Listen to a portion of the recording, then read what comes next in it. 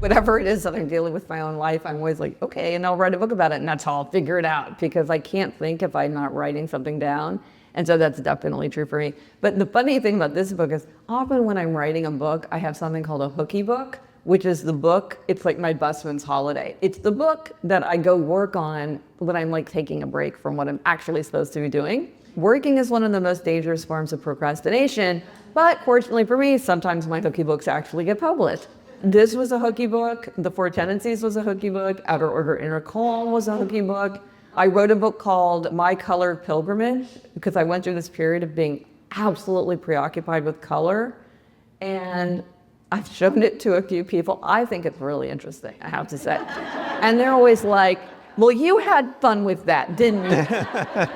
So that book may never see the light of day. So I have all kinds of oddball projects, some of which will come to have a life. When I was working on this, I had a giant document of aphorisms.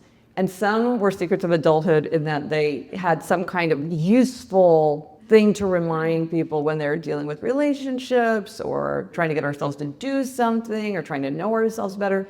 But then I had a lot that I would call just mere observations. This was me just noticing something. The tulip is an empty flower.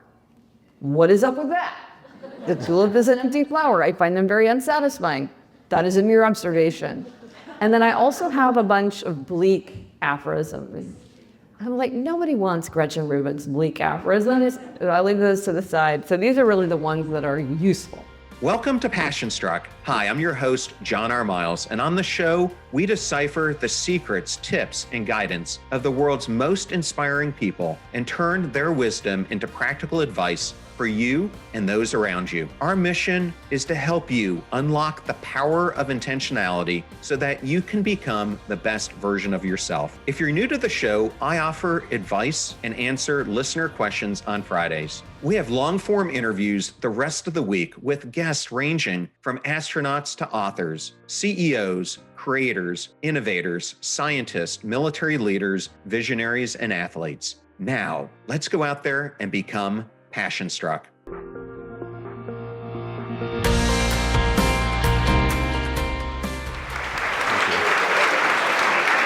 Where Mike?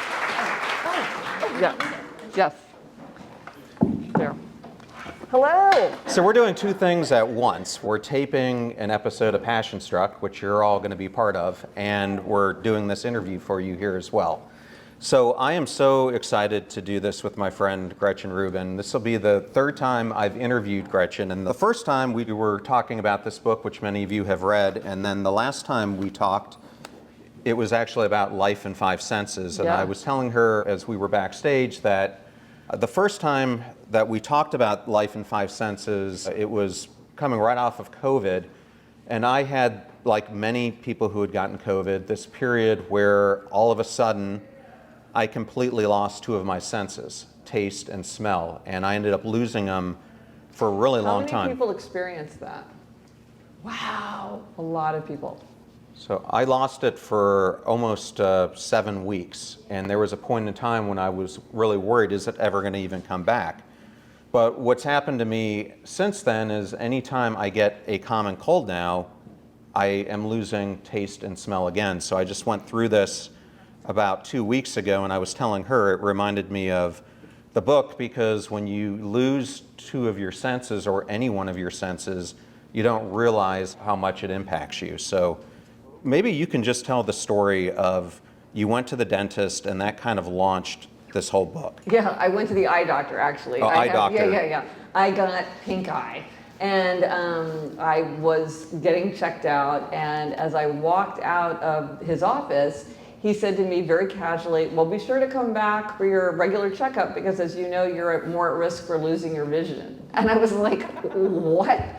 I did not know that. What are you talking about? And he said, oh yeah, you're so severely nearsighted, you are at risk of having a detached retina.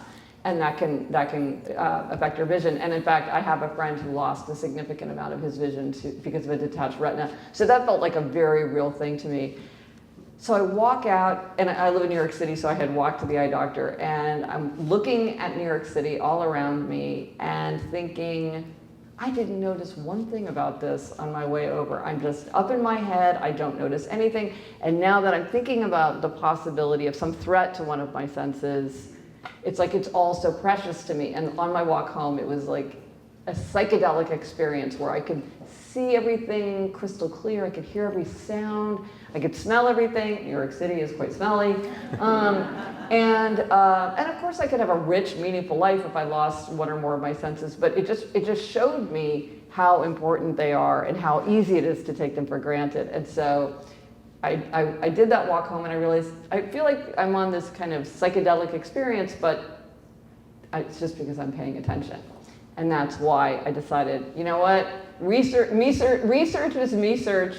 If I want to fix this, I'll write a book about it and I'll explore the five senses. And that was such a joy to write that book. And I have to ask, do you still keep up the habit of going to the museum? I do. I go to the Met every day that I'm in New York City, except Wednesday when it's closed. Oh, that's awesome. And the gala is coming up. I always forget and go anyway, but this year I'm like, I'm not going to forget. It's the first Monday in May. So, Gretchen, as I was prepping for this, I happened to be going through some of your older blogs, and one came up from 2018, and you were actually on the process of launching the 4 Tendencies, but in it you had this list of about 25 Secrets of Adulthood. Secrets of Adulthood, Yeah. essentially. And so this is something you've obviously been thinking about for a long time. Why did you think now was the right time to bring this out? Well, a couple strands came together. First of all, my daughters, I'm going into the empty nest phase, which I am rebranding as the open door because I don't like the term empty nest. And so I wanted to write down kind of the lessons that I had learned through time and experience, usually the hard way, to give my daughters, to try to spare them some of the suffering or frustration or procrastination that I had gone through. And then also I wanted to write it down for myself because I feel like I keep learning the same lessons over and over and over. Like something that can be done at any time is often done at no time. I have to remind myself of that constantly. And so I wanted to write these down and in a collection. But I also have, for a very long time, as you noticed, been very attracted to this form of the aphorism. Now, the word aphorism does not appear on the cover of the book because nobody knows what an aphorism is. And an aphorism is a general observation about human nature that's made in a very succinct way. And it's attributed to a particular person. So this is different from a proverb. So a proverb is something like, a stumble may prevent a fall, or here's one of my favorites, sailors fear fire more than water. This is folk wisdom that's floating around. We don't attribute it to a particular person. If it's an aphorism, it's like Mark Twain said it, Warren Buffett said it, Oscar Wilde said it. And so these are my secrets of adulthood. So they're aphorisms because they're attributed to me. And then I really wanted to embrace this like very ancient literary form where you're really trying to distill big ideas into a very, very short form. It's that whole thing. And it's hard to be concise. It forces you to be very clear in your thinking. And I often would think of that line, I'm sorry I wrote you such a long letter. I didn't have time to write a short one. It takes a long time to write short. And as I was reading the book, you say you originally wrote it for your daughters. And then as you were doing it, you realized it was more for yourself, actually. Yeah, exactly, yeah. And I kind of went through with Passion Struck kind of the same thing because I was trying to, I live here in Tampa and I've got my son graduated from USF, my daughter's at UF, and I wanted to give them kind of the same thing, my life advice.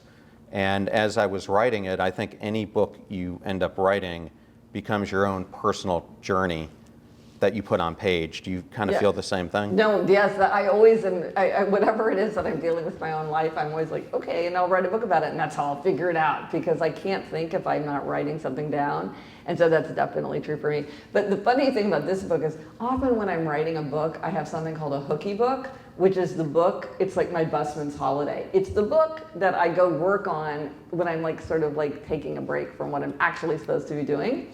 Working is one of the most dangerous forms of procrastination, but fortunately for me, sometimes my hooky books actually get published. This was a hooky book, The 4 Tendencies was a hooky book, Outer Order, Inner Calm was a hooky book. I wrote a book called my color pilgrimage, because I went through this period of being absolutely preoccupied with color, and I've shown it to a few people. I think it's really interesting, I have to say. And they're always like, well, you had fun with that, didn't you? So that book may never see the light of day. So I have all kinds of oddball projects, some of which like will come to have a life. This, when I was working on this, I had just a giant document of aphorisms. And some were Secrets of Adulthood in that they had some kind of useful thing to remind people when they're dealing with relationships or when we're trying to get ourselves to do something or trying to know ourselves better. But then I had a lot that I would call just mere observations. This was me just noticing something, like, the tulip is an empty flower. What is up with that? The tulip is an empty flower. I find them very unsatisfying. That is a mere observation. And then I also have a bunch of bleak aphorisms. I'm like, nobody wants Gretchen Rubin's bleak aphorisms. I'll leave those to the side. So these are really the ones that are useful. So I just wanted to ask, is anyone in the room an author? Yes, raise your hand. Well, congratulations. Prospective authors included, yes. Well, I always love Gretchen's story in it because you see her up here in front of you and you think she's an overnight success. She sold 3.5 million books. But when I go back into your story, it wasn't your first book that hit or the second. Yeah, it was my fourth book.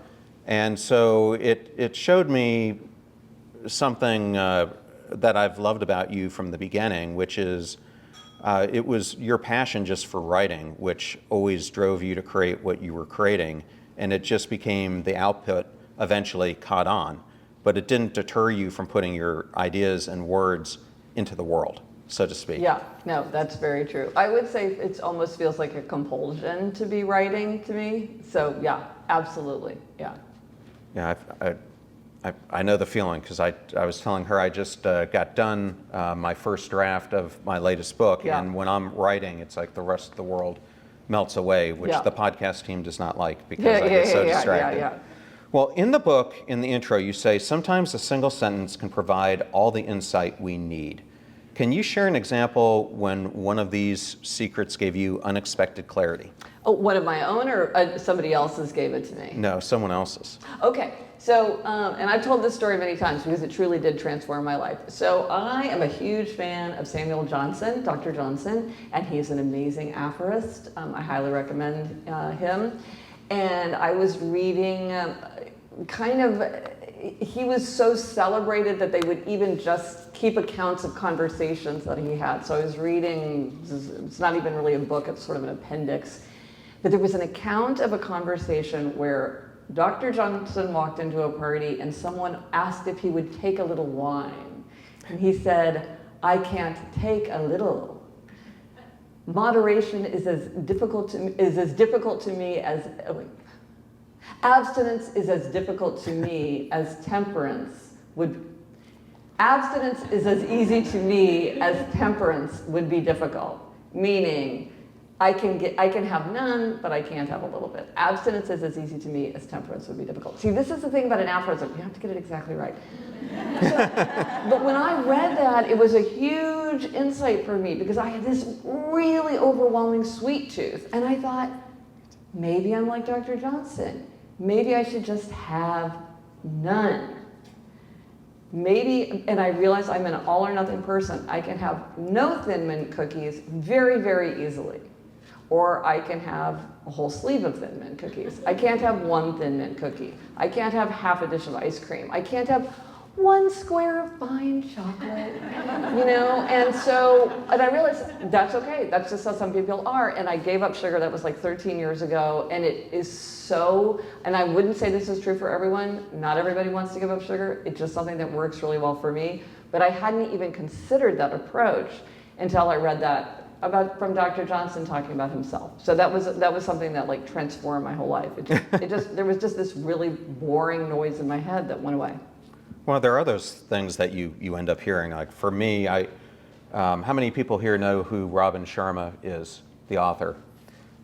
So I happened to be talking to Robin, and as we were talking about how many people are on their phones and disconnected and everything else. And he said to me, John, you can either decide to change the world or you can be absorbed in your phone, but you can't do both. And it just got me thinking, what he was really talking about is how you spend your time. And are you spending it on what matters most to you and to the people that you want to influence? So these things really carry weight. Well, and I think that's a great example of this is a proverb, that when the student is ready, the teacher appears. And I think a lot of times it's like the readiness is all. See, I can go on and on with these forever. And it's like, it probably you were ready to hear that, and it came to you and then it hit you very hard, whereas it might not have hit somebody else very hard or even you at a different time. Or often metaphors matter. Like with the Happiness Project, many really well-intentioned people said, do not call it the Happiness Project. Because project sounds like homework. Nobody wants to do a project. And I was like, what are you talking about? I love a project. But what doesn't resonate with me? The journey. People will often talk about the journey. And for whatever reason, that isn't a metaphor that resonates with me. And so I think sometimes it is, you find that thing that strikes a chord when it's in the right words at the right time for you. But it's kind of hard to manufacture that. So my hope is that with Secrets of Adulthood, maybe people will have those kind of sparks of illumination that are really coming from them, that moment of recognition. Because my favorite thing, like you experienced, is when somebody says something or you read something and you think, oh my gosh, now I see it clearly. Or even better, I've always thought the same thing myself. I just never quite put it into words. And you feel that kind of satisfaction that comes from it. And so I think we do have these moments. We definitely do. I actually had a moment with Marshall Goldsmith, if anyone knows who that leadership coach is, where I did a podcast interview with him. And then afterwards he said, do you have a few minutes? And I said, sure, Marshall, what can I do for you? And he goes, I actually have some coaching for you. So he ends up giving me. Wow. Okay. He wrote radical candor coming your way. He wrote the book. The Earned Life is his most recent one, but the one he's most famous for is What Got You Here Won't Get You There, which was really important to me in my career. But he was giving me direct feedback on the way that I was asking questions. Oh. And it turns out that he was right, and he noticed something subtle in the way that I was doing it. What was it? He said that the way I was doing it is I was opening myself up for the other person to take advantage of me in the way that I was trying to be nice in the way that I was asking it, but I wasn't being forceful enough in my delivery. And he gave me a couple of examples. Interesting. But after it, I went back and looked at a bunch of the past episodes I'd done and how I was interviewing, and he was absolutely right. And some people had actually done it. So that was interesting to see how that worked. Right. That he was able to sort of give you that insight at the right moment. But I never know what I'm going to find on a podcast. Right. So I want to go through some of my favorite lines that you had in the book. Good. This is my favorite part because I love all of them, of course. But what's interesting to me is the ones that strike a chord with other people. And I have to say, I've been very surprised by some of the ones that have sort of floated to the top. They are not the ones that I would have expected. So I'm so interested to hear which ones struck a chord with you. So for those of you who've never heard of the Passion Struck podcast, we do a lot around behavioral science.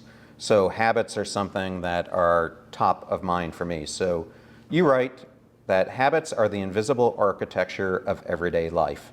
And when I think about this, I remember I was talking to a behavioral scientist named Michelle Seeger at the University of Michigan, and she said, our life is determined by the micro choices that we make. And it really gets down to these tiny habits that you talk about. What habit or shift has most changed you? I think really becoming a sleep zealot, really protecting my sleep and always thinking about sleep. And like, for instance, on this book tour, I did like 10 cities in 10 days, and then I took a break, and then I did another week. And and usually I'm very affected by jet lag and everything. And now, but I know sleep is so important. So I really took a nap, and it made a huge, huge difference. But I think that just thinking about sleep, one of the, to talk about, so at the end of the book, there's some like hacks. I can't resist a hack. And as I was writing the book, I couldn't resist. Most of them were sort of transcendent, but then I have to get into the nitty gritty. And I thought, I included them with the draft of the book, but I thought my editor would say, like, Gretchen, these do not belong in the book. Take them out. But I couldn't resist. And then she said, oh, I think they're kind of fun. Let's put them in. So here's a hack for if you're trying to guard your sleep. If you have cold feet, I bought an electric foot warmer that has changed my life because my feet were icy, icy cold, and it would literally keep me up because I was so uncomfortable, and I would wear socks and I would wear slippers. I mean, I was trying everything. And now this thing really has dramatically, and you know, that's really annoying time, that time when you're trying to fall asleep. And I feel like it's really made a difference. So that's talking about micro habits. Whereas something like going to the Met every day is a very kind of transcendent habit. Right. That's also made a huge difference in my daily life. It's just such a pleasure, and it's such a solace and a respite. But, you know, note to self, live within walking distance of a major museum. I got that done. But I have lived within walking distance of it for a very long time, and I hardly ever went. So it's not like that was enough. So I think Picasso is a great segue to the next question, which is going to be about Picasso. Oh, yeah. So in the book, you have this saying, own your fakes. Yeah. And it was one of... Are you painting your own face? Are you painting your own fakes? And this was one of my favorite stories that you wrote about. So I was hoping you might be able to share it. Okay. So the aphorism is the question, are you painting your own fakes? So this is a true story where a gallery owner had come into possession of an alleged Picasso. So he goes to Cannes to ask Picasso in his studio, is this your work? And Picasso glances at it and he says, oh no, that's a fake. And some time goes by, and another painting, another artwork emerges, and the dealer takes it to Picasso, and Picasso says, no, that's a fake. And then the dealer says, but cher maître, I myself saw you paint this with my own eyes. And Picasso said, I often paint fakes. And I think this is for people who are creative, which is, are you dialing it in? Are you just following in a rote way? Are you like, is it just coming too easily? I'm always like, if I start typing really fast, I'm like, okay, you're probably dealing with a cliche, repeating yourself, just recycling something from the past. If it's original and fresh, it's hard. I don't want to paint my own fakes. I love it.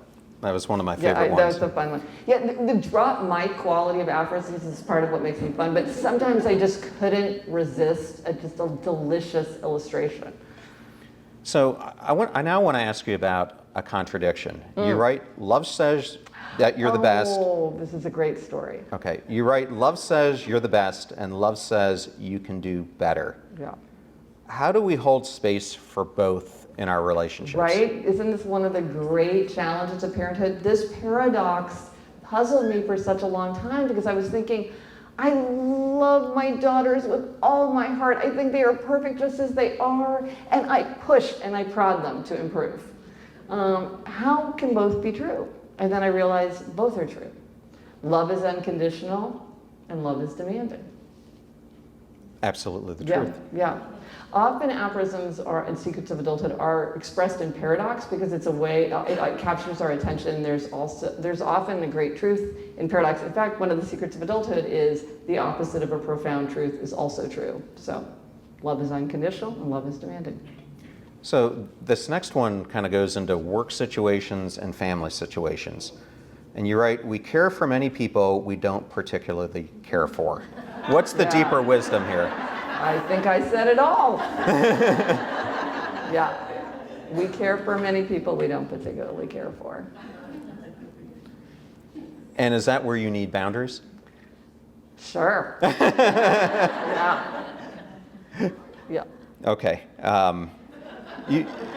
You say more friends, more safety. Yes. How can adults build that kind of meaningful friendships that protect us, not just socially, but also emotionally? Well, I would say as somebody who like spends a lot of time exploring happiness, I will say that one of the biggest happiness challenges that I hear over and over is the difficulty of making friendships and sustaining friendships as adults. Partly because it can be hard to make new friends, so like let's say you move to a new city, or it can be hard, even if you have friends, to keep up with friends, because friends take time and energy. You know, that's the truth of it. And so one of the things that I've written about many, many times in different ways is like, how might you do that? And like one thing I am a huge fan of is to join or start a group. Because it takes a lot of, I feel like the scheduling of seeing friends is one of the major stumbling blocks. And so if it's a group, it's like, okay, if you can't make it this month, you'll do it next month. A lot of time, and then one of my Secrets of Adulthood, which is also research backed, which is one of the best ways to make friends is to make friends with the friends of your friends. And believe me, there is no more elegant way to say that. I have tried. But this is true. It's called triadic closure. And so if you're trying to make friends, the best way to make friends is to make friends with the friends of your friends. And often if you start a group, whether it's like a bird watching group or a book group or like a neighborhood club or a mahjong group or whatever it is, that's a good way to make friends. And there's research showing that density matters, that you're better off having a group of people who are interconnected than having like a lot of one-off friends. You get more of a feeling of belonging and there's greater cohesion. And so instead of chasing down this person, this person, this person, which can be very time consuming and burdensome, you really are better off trying to form an interconnected group. But one of the things, now I'm just going on, this is just a sidebar on happiness. So I'm writing this book, Project Empty Nest, which is going to be all about what I think is a forced reckoning in adulthood, which is if you're a parent. And one of the very poignant things that I've found is that many people think they have friends. They're like, I've been hanging out with these people for years. We're in a group text that's like firing all the time. And like, I'm so happy to see them when I show up at the soccer game. And like, we're making plans all the time. But they're not friends. They're friendly acquaintances who are connected by something related to their children. And when the children go away off to college, the soccer group falls apart, the performance group falls apart, there's nothing holding those friends together. You really have to push a friendly acquaintance into the friend zone. And there's a lot of ways you can push somebody into the friend zone, but you really have to do it because otherwise it just doesn't exist anymore without that centerpiece. It's like work friends. You can see somebody all the time and have great conversations by the coffee machine, but unless you really push it into being a friend, it tends to vanish if you get a new job. But the poignant part is that people don't know that. They think they have friends. So you really want to know in advance so you can make people those friends, or then you want to grab them from the past, which that's a great way to find friends. It's from friendly acquaintances in the past, but it's nice to do it prospectively. No, I'm so glad you covered that. I happened to be interviewing this person, Rick Hansen, Dr. Rick Hansen, Yeah. and he told me a similar story. He is part of the leadership on this thing called the Global Compassion. Yes, right, yeah. And they had this thing that they call compassion circles, and it's basically something where the world needs more compassion, and they give you all the tools that if you're in your local community, you can start your own compassion circle. And I liken it kind of to a small church group type of setting, but you would do it around compassion or gratitude or something else. But what I love about what they're doing is they give you motivational videos, they give you the tool set to create the group, and it's a great way if you want to bring people together to rally around a good cause. Yeah, yeah. One of my favorite was a bunch of guys, and they were like, look, we're not going to read a whole book, let's be real. And so what they did is they took turns picking famous profiles from the New Yorker, which are like 4,000 words long, written by amazing authors about amazing people. You can get them off the internet, you can read them pretty easily. So I think it's anything that brings people together is great. Like, and you pick the thing that works for you, that's a terrific way to do it. And then people find their own centerpiece. So Gretchen, this was one of my favorite ones, given I've got a creative bent to me. And I think it's so true. To make something beautiful, it's often necessary to add a touch of ugly. I love that you picked that one. That's one of my favorites. That was in Life in Five Senses. Yes. You find that too? I do. Yeah. Yeah. You know, I absolutely do, because I think for me, as I'm writing, or even if I'm doing a podcast solo episode, sometimes it gets really ugly, and then it's in that ugliness that the inspiration hits, and I find something beautiful in it. For instance, my episode tomorrow is on serendipity, and yeah. I started to look at this reciprocal nature between the need to matter and serendipitous moments that happen, but it came out of a bad moment for me, an ugly moment that actually I discovered how much these tiny events can make us feel like we matter, or in this case, it was one where I didn't feel like I mattered at all. And so it just remind me of that situation. Well, it's interesting because that's a good example of how with some of these, they're both literally true and metaphorically true. So it's also literally true, where like often a fine perfume will have some very bad smelling notes, so it's literally true, but you're saying it's also metaphorically true. Yep. In that in a creative sense, or in a kind of a more transcendent sense, there's a little bit of ugly. Along the same lines, one of my favorites is, if you don't like a pair of pants, don't pay to get them hemmed. It's like literally true and metaphorically true. A friend of mine said, I disagree. And that's part of the fun of the Secrets of Adulthood. You may not agree. I'm like, I don't know. It's never worked out in my case, but yeah. Well, and this is something I found throughout my entire life journey. We often change what's easy to change rather than what needs to change. Yes. Yes. But, did I include the example for that? I can't remember if it made it to the book.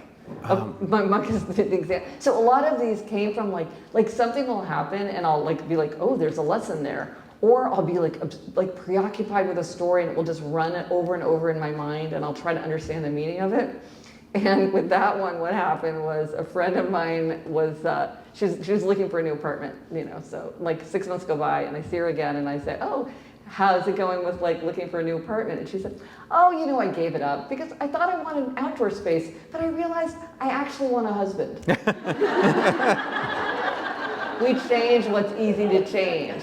It's easier to get a terrace than it is to get a husband. You're killing me. And I'm a big idea person, so this one really I leaned in on. Pouring out ideas is better for the imagination than doling them out by the teaspoon. Well, you have podcasts, children's books, adult books, speaking. I mean, do you find this as well? I do. Yeah, it really is true. People, I remember when Elizabeth and my sister Elizabeth, for those of you how many people have listened to the podcast? Yeah. Is it kind of funny to hear my voice coming out of my face? So when Elizabeth and I were just getting started, we were telling our parents about it, and our mother said, well, but girls, don't you think you're going to run out of ideas in like 6 months? And we were like, no, Mom, we're not worried about that, because with the more you create, the more you create.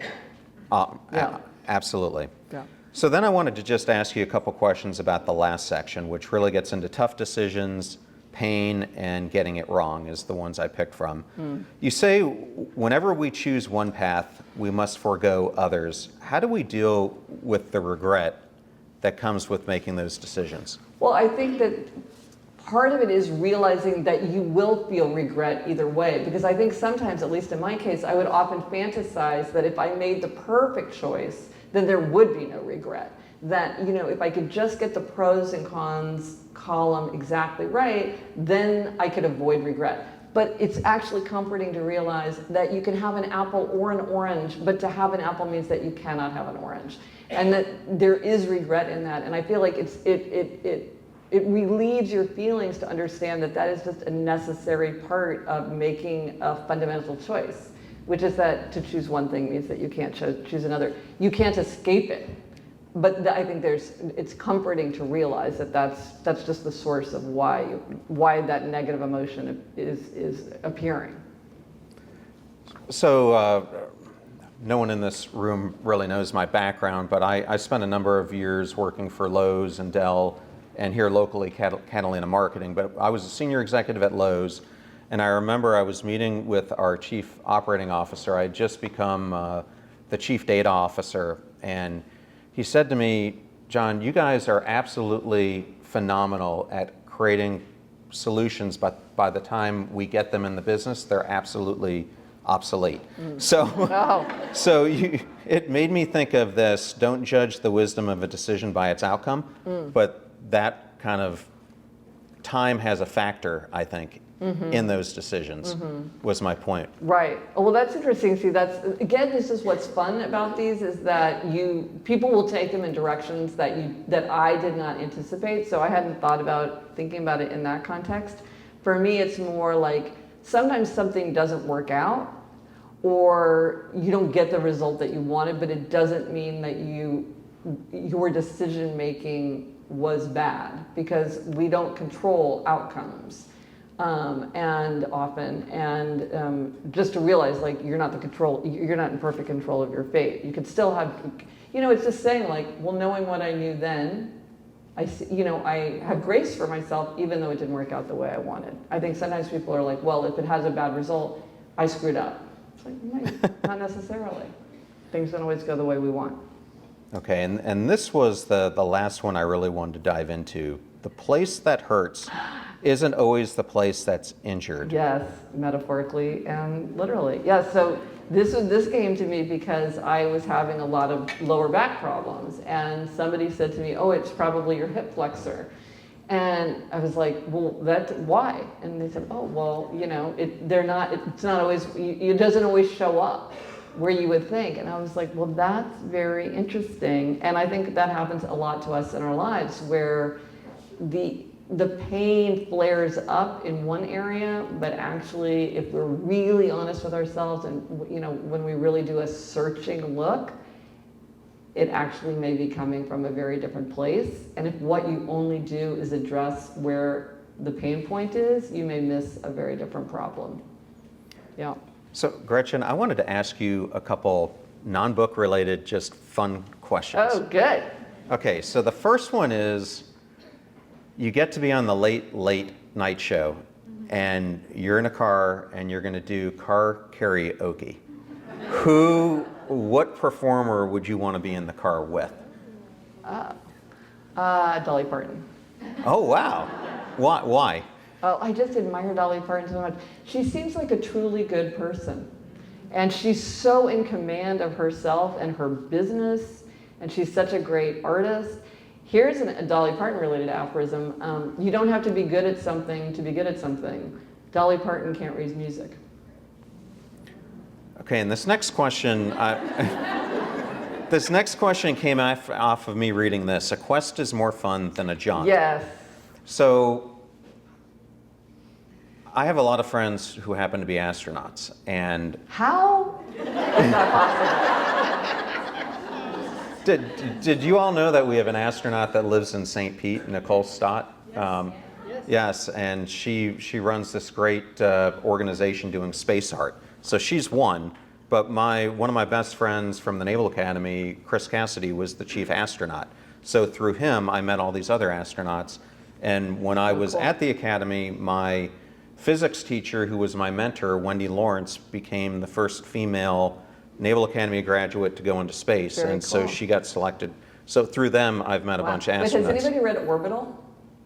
The novel? Yeah. Okay. It's people in space. People in space. Well, here's where I'm going with this. So you get selected by NASA to be one of the first astronauts who's going to Mars. And when you get up there, you can put a design principle in place for humanity once you get there. What would your design, it could be a philosophy, it could be something you don't want people to do, it could be advice you give. What would you give to that planet? Other than, like, don't break the oxygen seal. I guess be kind. Be kind. Right? Is that too basic? No, it's a good one. Okay. No, that's a good one. So I wanted to now turn this over to some of you in the audience, and we wanted to allow you the opportunity to give. But you get a gold star if you ask the first question, because nobody likes to ask the first one. So, yeah. Okay, gold star right over here. Here. It's on. I just got to make sure it's on. Okay, hang on. Oh, it's on. Good, good. First one? Do you have, I know you love kid lit. Do you have a children's book inside of you?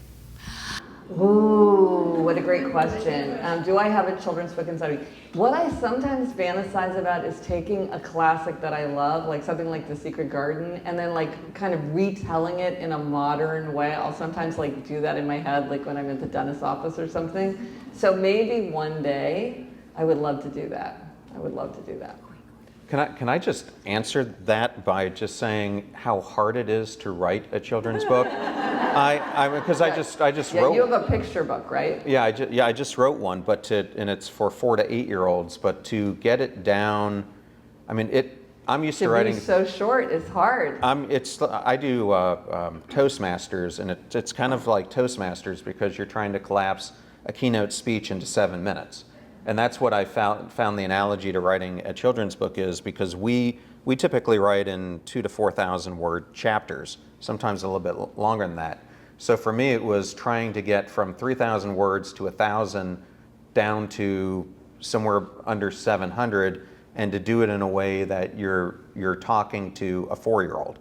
And it is so difficult. And what I realized doing it is the pictures have to do so much of the words for you in the story. So it was a completely different experience for me, but it's actually made my other writing better because I've gotten a lot more succinct in how I'm writing. Yeah, shorter is always better. Up here?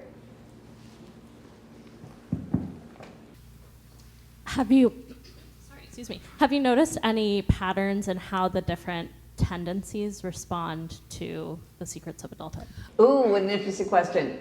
So a couple people have said I should write a Secrets of Adulthood for the 4 tendencies specifically, which is interesting. But I don't know that I can the book only came out on April 1st, so I haven't really been able to tell. But that'll be really interesting. Do you have a hypothesis? Well, I feel like upholders would be more open because they want the rules and the secrets. Them. And the questioners would be like, well, why? Yes, what good makes point. You, like, why should I listen to you? Yes, yes. Yeah. No, that's a very good point. And there's room at the back for people to write their own. So if you're like going through and you're like, I completely disagree with her, my Secret of Adulthood is much better, you can write it in the back. Or like a lot of times people realize that they do have Secrets of Adulthood that they never really kind of thought of that way, but then reading them, they're like, oh wait, here I'm gonna write my own. Or it's also like, this is what my grandfather always told me or whatever. So I think that's true. The questioners are like, why would I listen to her? And I disagree anyway. Yeah. My husband is a questioner, so. Yeah? By a lot of standards, you're very successful. I have an either-or question for you, and you don't have to be forced to pick one, or you can elaborate on it. Do you feel that your life has unfolded and you've just been following that, or do you feel that you have been pushing to unfold your life? Wow. I'm going to steal that one. That's a great way to open a podcast.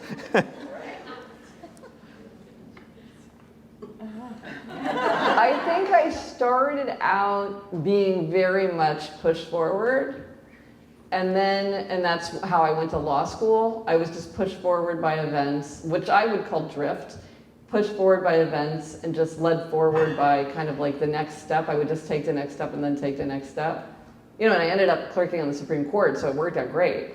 But then I think when I became a writer, then I was much more pushing my own. And then I was much more like, I'm in charge. I'm like deciding to do things. So that's very interesting. I think I started out one way and flipped to the other. That's a very, very profound question.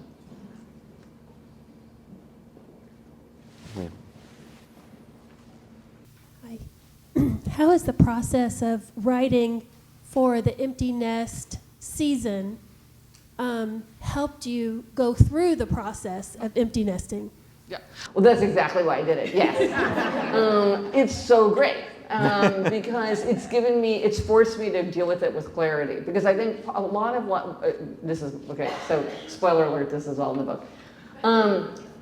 I think a lot of what is puzzling to people or makes the transition more difficult is that people just sort of have like a general feeling of uneasiness or a transition, and they kind of don't. It's kind of hard to put your finger on it.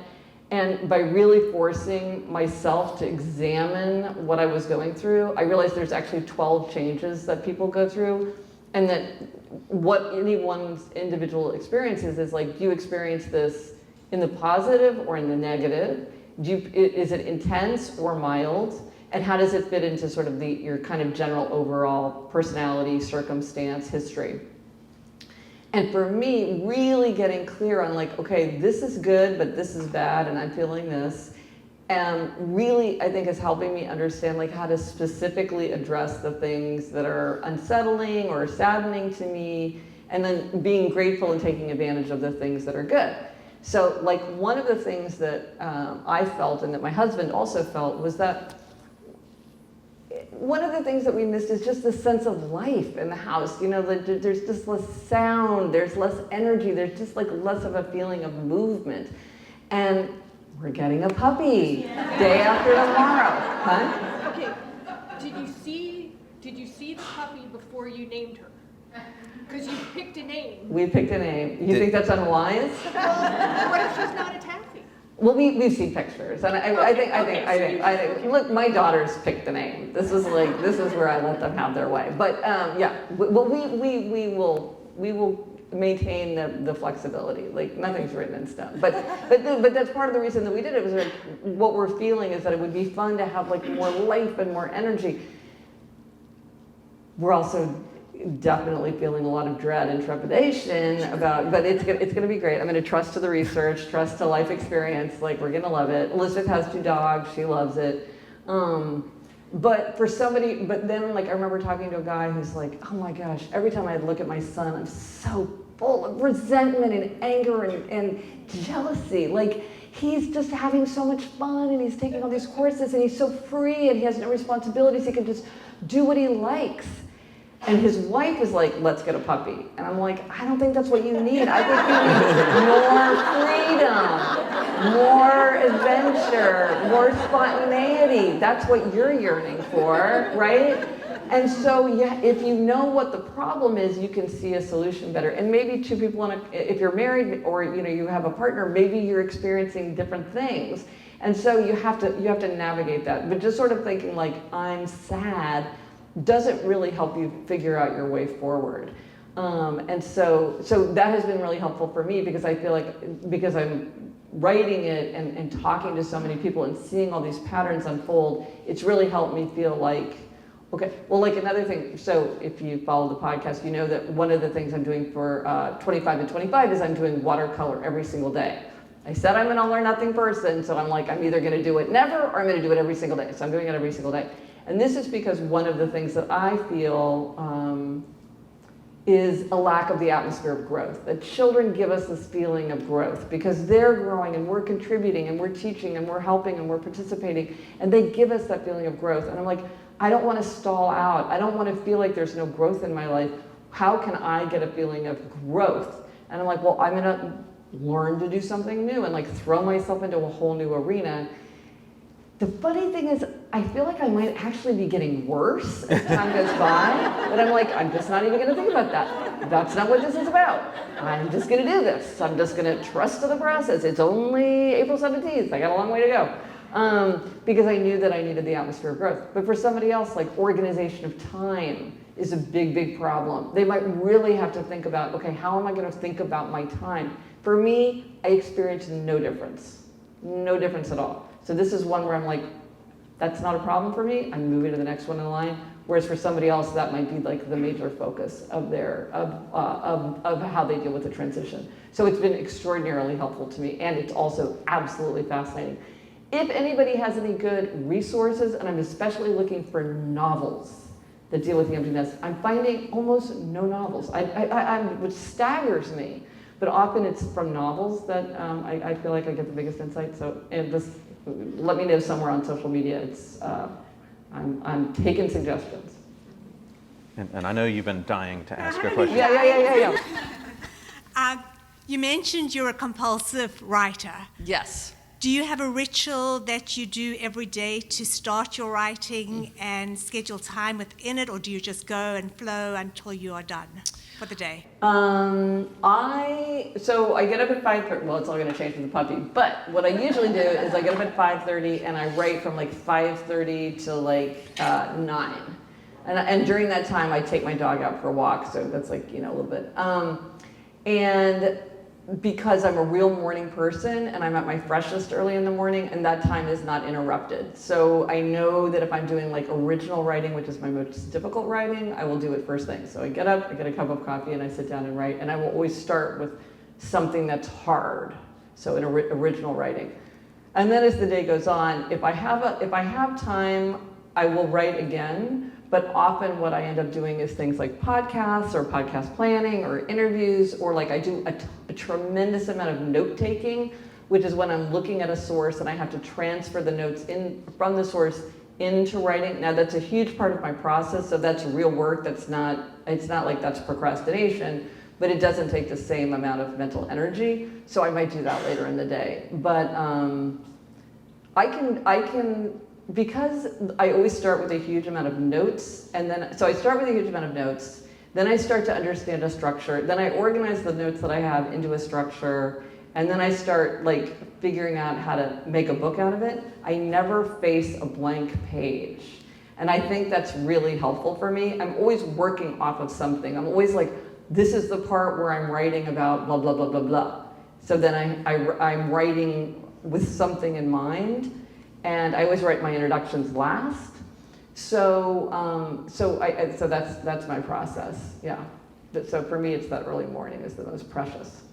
And I'm going to ironically just echo what you said, because I get up at 5, I walk my dog, and then by 6 when I'm writing, I'm in front of the computer till 9, because I'm like you, I'm front loaded with energy. Yeah. And I was telling Gretchen before we came in here, as I was writing this most recent book, I was trying to figure out a framework for the book. The structure is always the hardest part. And some of you might have heard of the Heath brothers, Chip and Dan Heath, and they and I have the same agent, which is like being from the same hometown. So for me, like reaching out to Dan Heath is like reaching out to Gretchen. Like, would he even talk to me? So I said, I'm having a real struggle trying to put my thoughts around this book, and I keep writing chapters and it just doesn't feel like it's flowing. And he said, the thing is you're trying to put the framework in front of the questions. And he said, you need to start asking the right questions, and the right questions are going to lead you to the framework. And when I started to do that, it did exactly what he said it was going to do. So it's interesting, because to me, that sometimes that blank page is the hardest thing, but I do the same thing as you. The editor always wants that introduction so early, but I feel like I don't have it until I get farther into the book. It's very annoying that they do that. I'm like, that doesn't make any sense. But to the point, a book whose format I've always admired is a book called Why Don't Students Like School? And that's the question, why don't students like school? And then the chapters are different questions within that. And I thought that was such a brilliant way to structure it, because it's like, it immediately arouses your curiosity, and it's a great organizing principle. So I think that's really, really good advice. Follow the questions. My other one is skip the boring parts. You can do that as a writer. It's so exciting.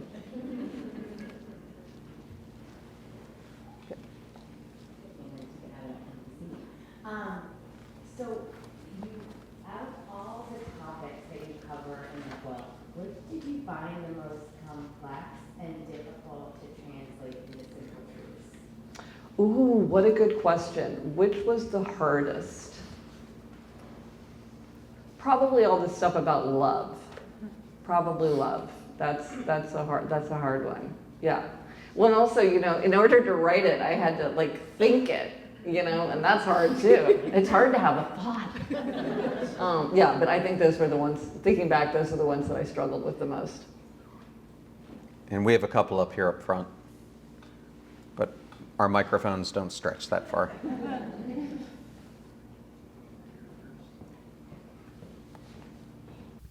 You shared on the podcast about how your parents always provided plane tickets for you. And your sister to any visit travel her. expenses, yep.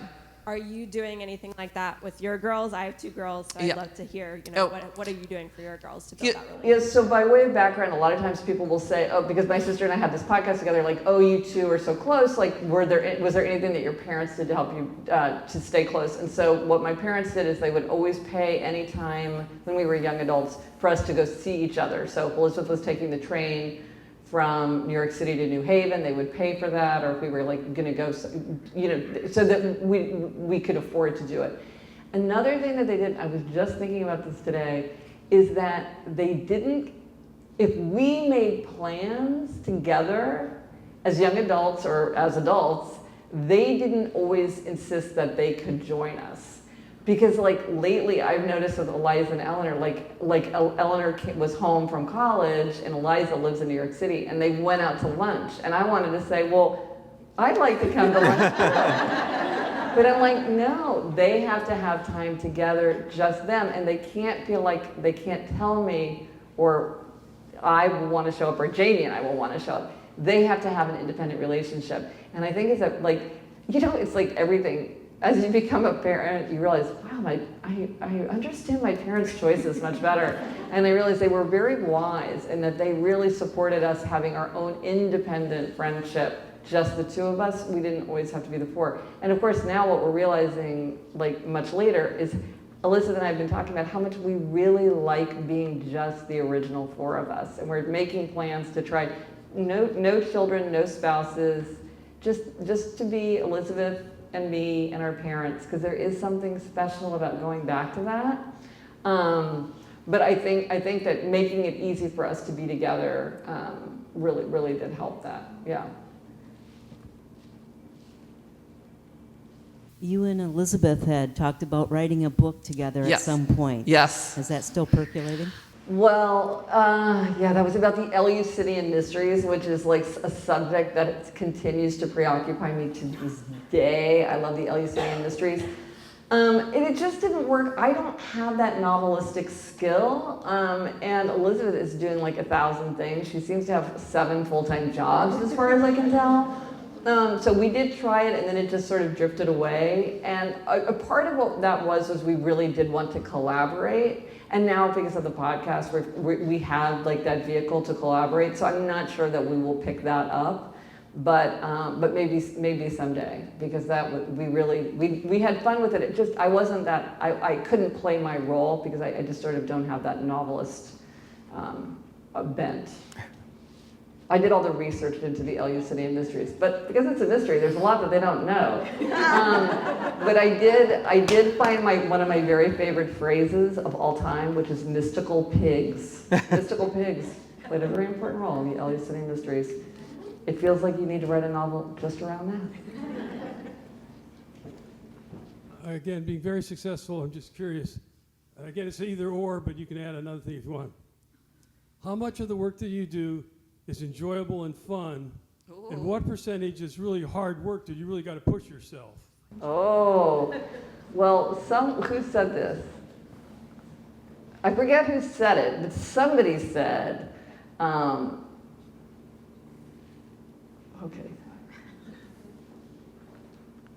The true test of a vocation is a love of the drudgery involved. So I would say, I think about 15% is something where I'm like, I really have to push myself to do it. Like scheduling podcast recordings is something I do not like to do. And I cannot seem to delegate it because there's too many factors that by the time I explain the factors, it takes just as long to just do it. But most of it I kind of do like, or I want control of it so badly that I would never give it up. For instance, this cover was very, very hard. I do not like covers. I always thought, oh, that would be so fun. but I don't know how to express myself visually. When it comes to words, I know how to make words better. I know how to express what I want, but I don't know how to do that visually. And you're working with a team. You don't want to seem impossible to please, and yet it matters tremendously. I mean, how many people here bought a book simply because you like the cover? I do this constantly. And yet I would never say like, oh, somebody else, you're better off, you just pick the cover, because no, even though I don't enjoy the process because it's so high stakes and I feel like I don't really know, I'm not very good at playing my part, I still feel like it's really important. So I would say 10 to 15%, which I think is pretty good. So we have time for 2 more questions, and I wanted to ask, does anyone have a podcasting question? Oh. It's so fun to have a podcast. Don't you think? Oh, yes. So fun. Well, but I don't know if anyone knows the podcaster Jordan Harmiger. Oh, yeah. Jordan's been doing this almost longer than anyone. I remembered when I was thinking of starting 5 years ago, I asked him, what's your advice, Jordan? He goes, my advice is to not do it. And he just wants to develop. Well, why would he say that? I think what he was saying is you don't realize until you get into it how much work it is to keep it up. Yeah. And that's where he was going. That's like everything. But I asked him about a year into it, why did you say that to me? He goes, well, if I warned you like that and you still did it. There you go. That's good. It's a good filter. Yes. Right. You have to have the true desire to do it. So my question is for both of you. What would you suggest as kind of first steps to starting a podcast? And for you specifically, Gretchen, keep in mind I'm a rebel. Okay. So if you're a rebel, I would say you want to tap into your identity. Like, do you embrace the identity of a podcast? Well, you know who is an amazing, incredibly consistent podcaster who's the biggest rebel is Chris Guillebeau. Chris Guillebeau has a podcast called Side Hustle School. It is literally every single day. And why is that? Because Chris Guillebeau is like, I'm not going to do it the way everybody else does it. You do your podcast once a week and you think you're so great. Watch me. I'm going to do it every single day. So he found his own way to do it. But because that was the challenge, he was able to do it perfectly consistently because that's his identity. It's like, I'm the person who's going to blow you away with like my ideas and my chops. And so it's that identity. And just remember, like, I want this. Like, I want this platform. I want this money. I want this way to spread my ideas with people who they'll resonate with. But always to stay in that mode of like, this is what I want. This is what I choose.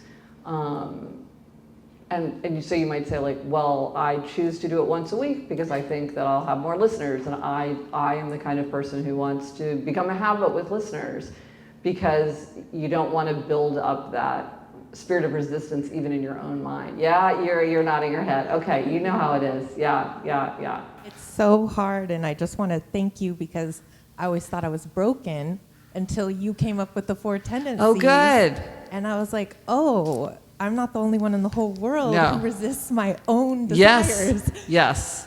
Yeah, I think that rebel is the most misunderstood tendency of the 4. Yeah, I think, yeah. Well, I'm glad it strikes a chord with you. Yeah, so just tap into the identity that you're striving for. What would you say? I would say that whether it's one of our podcasts or Joe Rogan or Jay Shetty or Mel Robbins, whoever it is, what I learned early on was when I first started, I ended up studying like 600 different podcasts, and I listened, and I'm one of these people that I want to get it right when I get it right, especially when you're putting out your own voice in the world. But I found that I was trying to emulate them more than I was leaning into my own, vulnerabilities, strengths, whatever you want to call them. And what I realized about 6 months into it is people don't go to my podcast necessarily because Gretchen's on it, even though Gretchen's a great guest. It could be Michelle Obama, it could be whoever. They end up coming back because they like the way that you ask questions or the way that you handle the podcast. So I think that's a very important learning lesson. And then another one I learned by a gentleman who just made it into the Podcast Hall of Fame, is he has the longest running podcast about Disney World. I think he's been doing it now for 15 years. And I remember he told me that when he is behind the mic, he never knows who he's going to be talking to. And this could be a last person's wish that they get to go to Disney World and they might have a terminal illness, or it could be someone's looking for hope in their life. And so when I think of podcasting, I think it's one of the last mediums that we have where you get an opportunity, if you're a host, to talk individually to your audience. And so what I always lean into is you never know how those people are feeling, and maybe you've got that bit of wisdom that one person needs. And so I've always looked at it as not that I'm trying to touch thousands, but how do I touch one person with the message? And especially when I was doing my solo episodes, how do you not deliver it as something you want, but how do you deliver this as something your audience is going to get benefit from? And so those would be some of my advices. And we have time for one more.